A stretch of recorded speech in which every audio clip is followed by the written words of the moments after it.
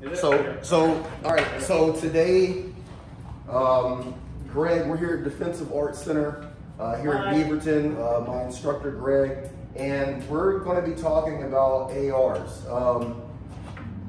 We were just joking kind of off camera. Like, I have two AR-15s. I have a pistol and I have a rifle, but I have to be very honest and admit that I am not 110% that I'm doing, or sure that I'm doing things correctly. And that's why I'm coming to Gregg, and he's going to go over 3 training options that we have today, and then we're gonna kind of do some work with it. So you can just explain what these are.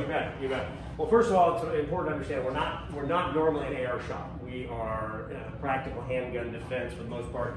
I am a certified instructor. I have shot my AR quite a bit. So we're going to keep this pretty straightforward, pretty simple. And there's 3 basic training options. In one case, for general manipulation, or for a lot of times what we do here is we do hands-on training where we're literally grappling with guns, etc. And for something like that, this is your classic orange gun. It's just a polymer, the whole thing, no moving parts, no anything. So it's really good. It's not really realistic as far as weight is concerned. And so oftentimes this is something that I will hold for demonstrating, and then we'll use other options for the students themselves. Today I don't think we'll be using this because we don't have a front mount sling option for it, and that's what we're here for today. Our secondary choice, which is my primary training weapon, is in fact the AR, or the Airsoft platform. So this one gives you a little bit of a buff. It gives you a very, very close to real weight and feel. This one's about 5.5 pounds.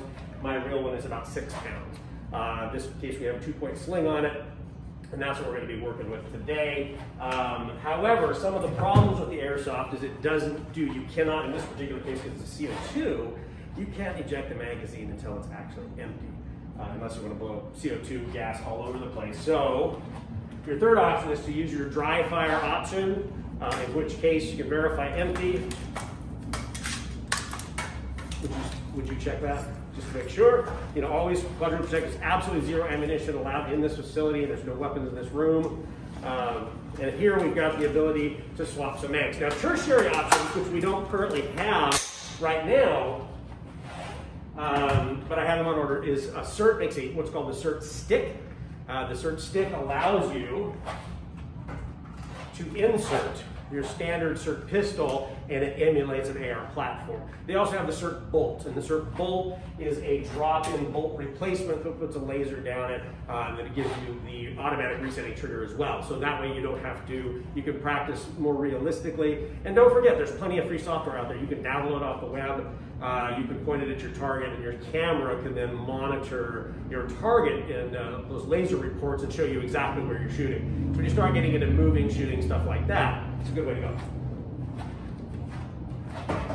All right, so we've got the sling on the Airsoft version.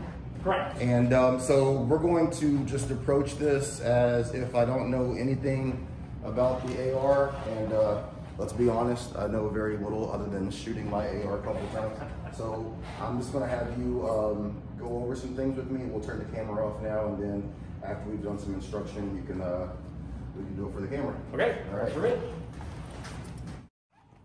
All right, so Gregg, can you show everybody the Cert pistol and just explain what the Cert pistol is? Oh, absolutely.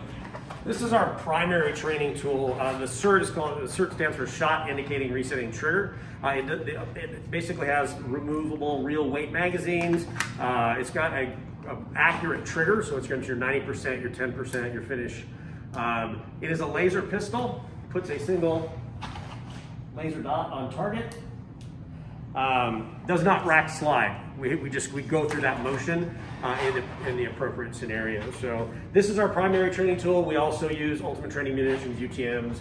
We'll upgrade as we go. So what did we realize since we've done modifications? This is my duty pistol, my Glock 17, that has recent upgrades of a ported slide, or rail-mounted optic.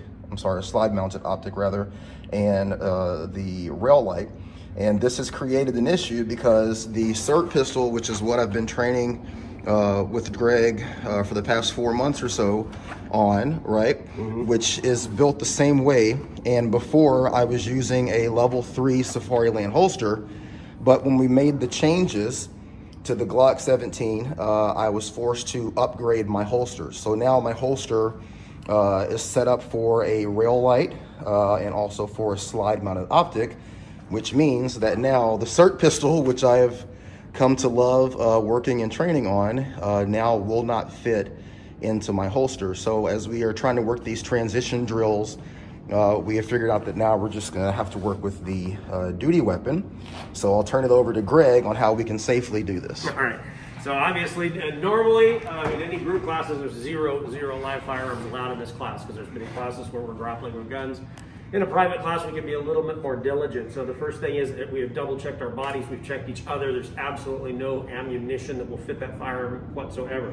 Secondly, I am a huge fan of laser bullets, whether you're actually going to use the laser or not, primarily because they have no head stamp.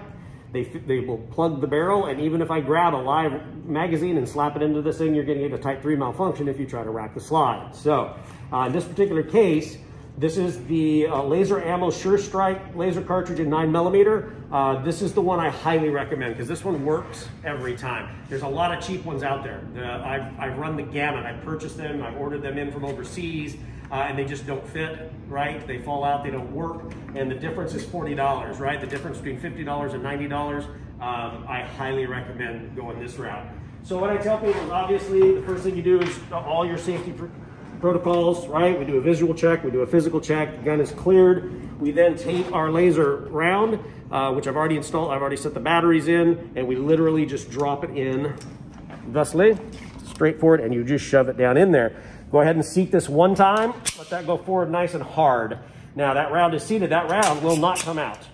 No matter how much you wrap that slide, it won't come out at all. Okay. All right, so then the next thing we want to do is, in order to train, we normally would have 2 magazines. We want to be able to rack that slide to reset the trigger. Now, if you have a double action, of course, you don't have to do that. In case of a striker fire, we're going to have to rack the slide. So we're really training for first round on in this scenario.